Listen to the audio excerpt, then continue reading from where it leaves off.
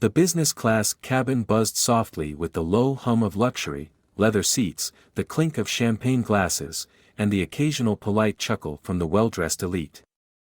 The kind of peace that made everyone feel like they belonged there. And then, she walked in. Tall. Radiant. Effortless. Skin like onyx kissed by sunlight, hair pulled into a sleek low bun, wearing a cream-colored pantsuit that looked like it came straight from a Milan runway. Her heels barely made a sound as she stepped through the aisle, but heads turned anyway, not out of curiosity. Out of instinct. She found her seat, 2A, near the window, and sat down with a calm, practiced grace. No drama. No attitude. Just elegance. That's when the stewardess arrived. A white woman in her 40s, tight blonde bun, red lipstick too sharp for her smile. Her name tag read Karen. Of course it did. Karen leaned down slightly, but her voice wasn't soft. It was the kind of voice that tried to whisper superiority. "Excuse me, ma'am, are you sure this is your seat?" The woman in the cream suit slowly looked up. There was no confusion in her eyes. Just a flicker of amusement. She smiled. But she didn't answer. Not yet. Because everyone around her had suddenly stopped pretending not to listen. The silence in 2A hung like fog. Karen stood firm, clipboard in hand, clearly expecting an apology, or better yet, obedience. But instead, the woman tilted her head slightly, that same calm smile resting on her lips. "And what makes you think it's not?" she asked, her voice velvet smooth but laced with steel. Karen blinked. Just once. Then came the condescension. "Well, we've had a few passengers mix up their classes before. You understand. Mistakes happen." There it was. The coded language. The mask of politeness barely hiding the rot underneath. The woman didn't flinch. She reached into her structured handbag and pulled out her boarding pass. With 2 fingers, she handed it over, not like a request. Like a test. Karen glanced down. 2A, business class. Verified. A pause. Then Karen's face twitched, but she tried to recover. "Ah. I see. Just wanted to be sure. These things, you know how it is." The woman took her boarding pass back without looking away. "Yes. I know exactly how it is." Someone 2 rows behind coughed, trying to cover a laugh. Another passenger glanced away, embarrassed for the stewardess. But Karen wasn't done. "I'll just double-check with the crew. Standard protocol." She turned sharply and walked toward the front of the plane. And that's when the woman, finally alone again, whispered under her breath with a smirk. "Oh, Karen. You just picked the wrong flight." She turned to the window. Calm again. But her eyes? Sharp. Focused. Like she was waiting for something. Or someone. Karen moved down the aisle with tight, jerky steps, like her pride was pulling against gravity.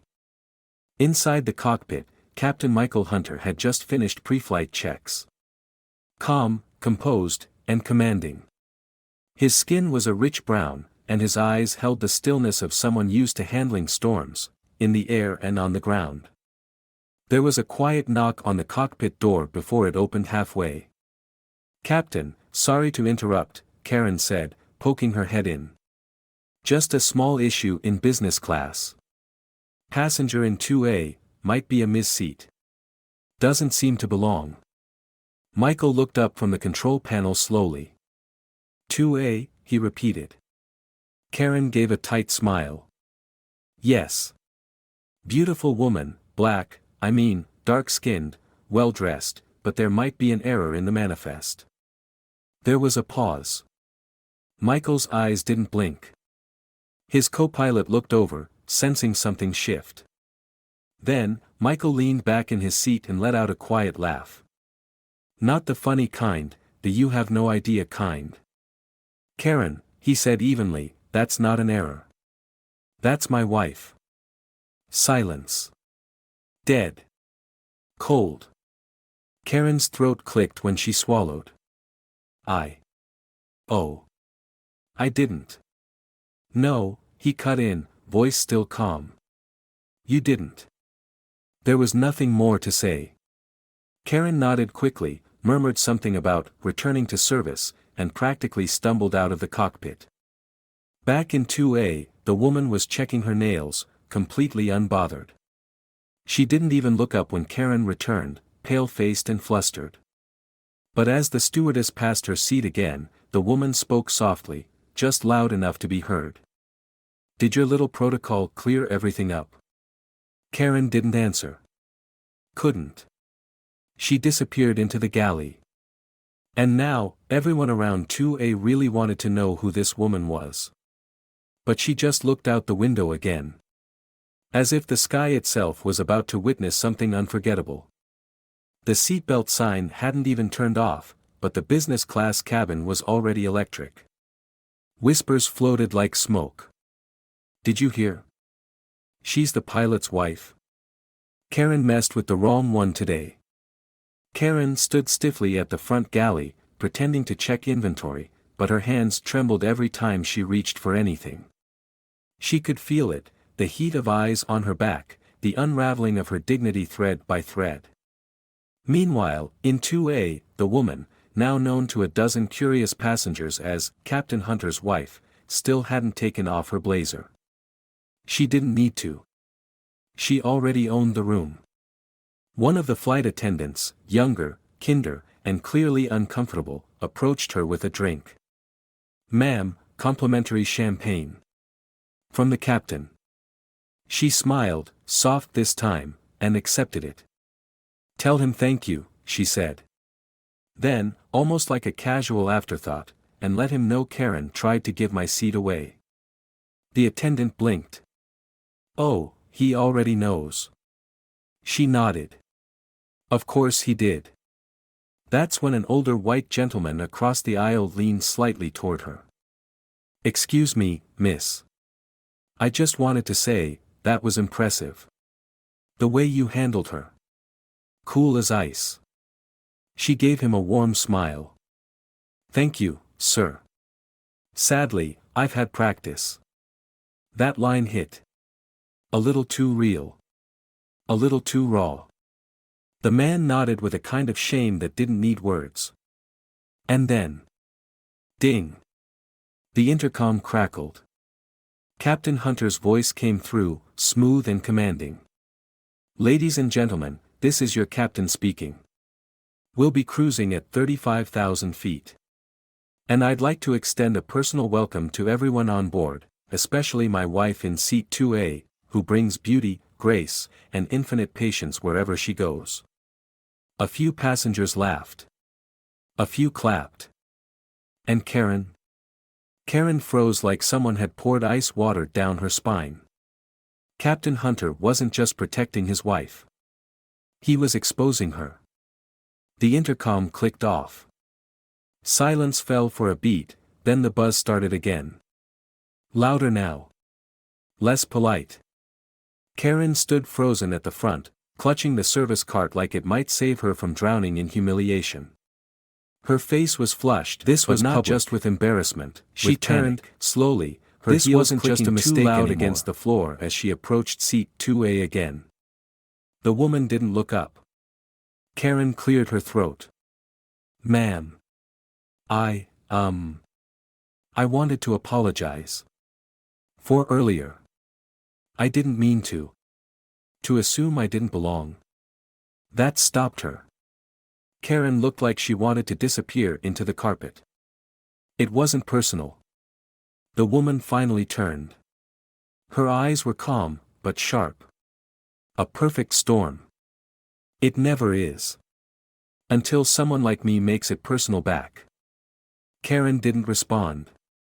Because what could she say? Every eye in business class was on them now. No rescue. No backup. Let me ask you something, Karen. The stewardess straightened slightly, trying to hold what little dignity she had left. Would you have asked me to show my ticket if I looked like you? Silence. Karen swallowed hard.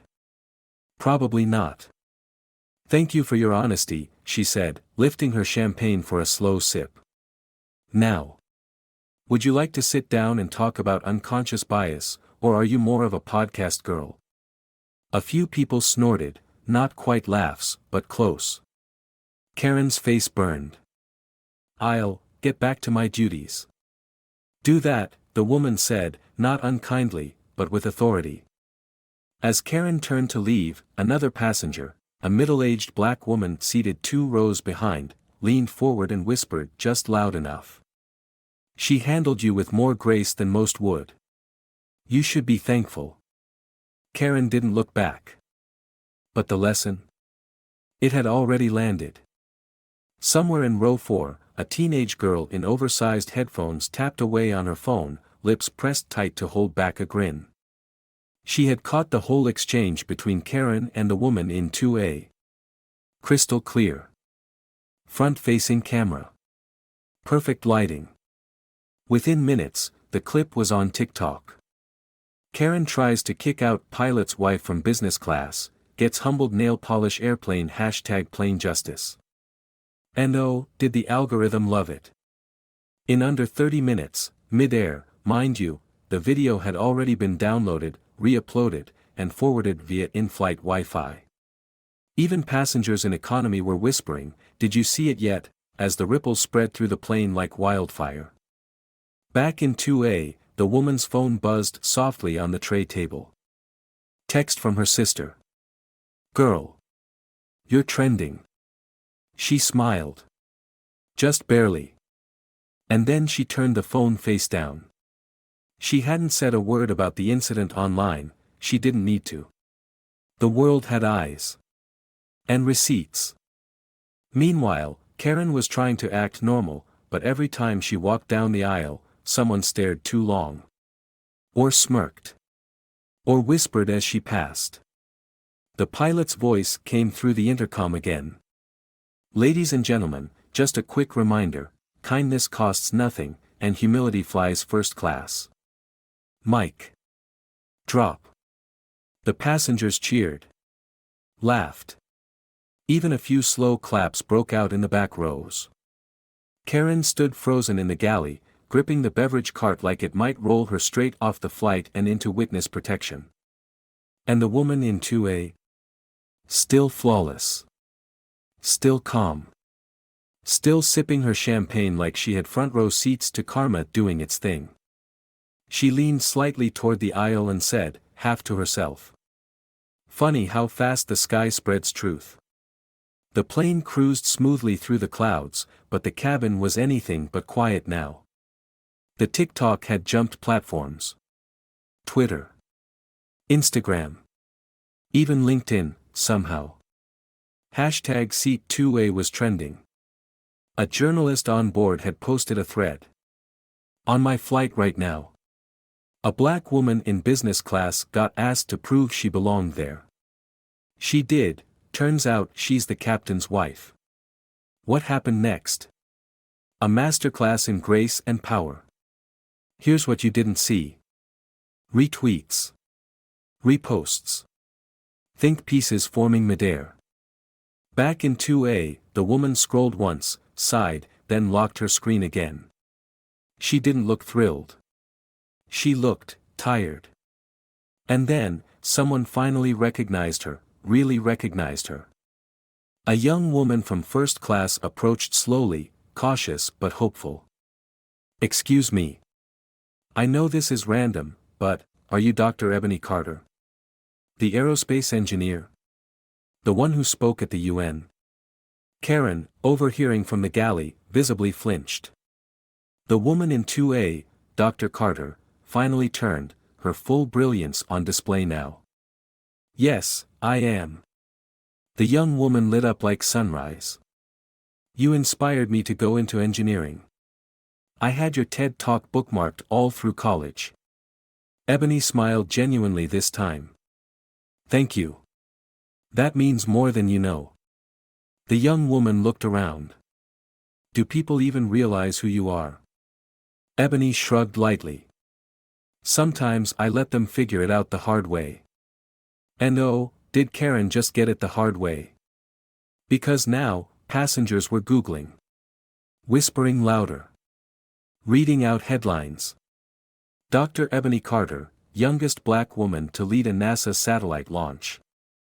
Married to Captain Michael Hunter, veteran pilot and aviation safety consultant.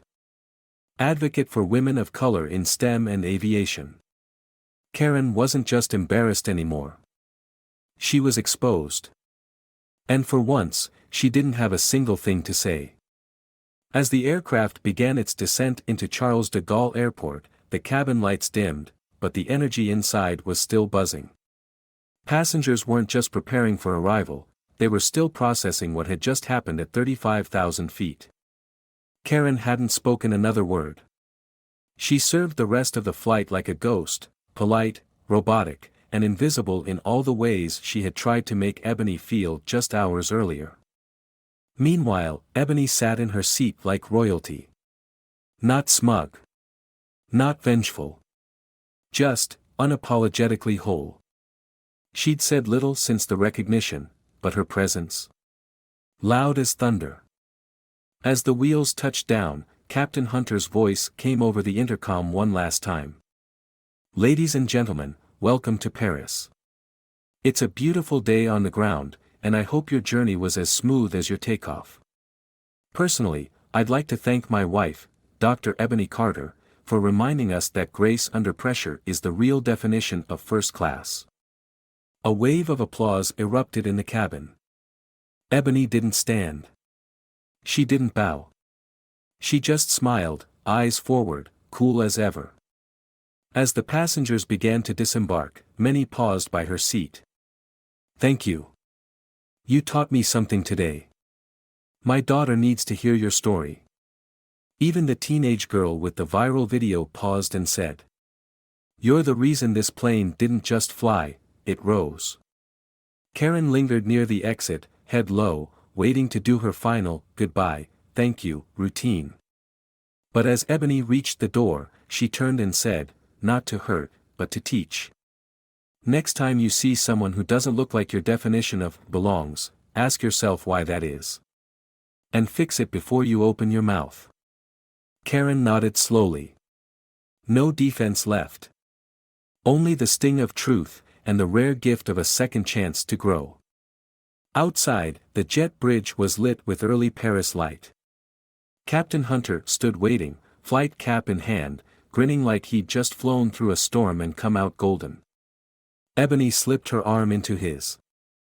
How was the flight? He asked with a wink. She smirked. Smooth.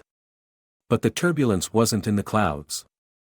They walked off together, not just as pilot and passenger, not just as husband and wife. But as two people who knew, sometimes the most important flights don't happen in the air, but in the hearts and minds of the people watching. And on that flight, everyone was watching.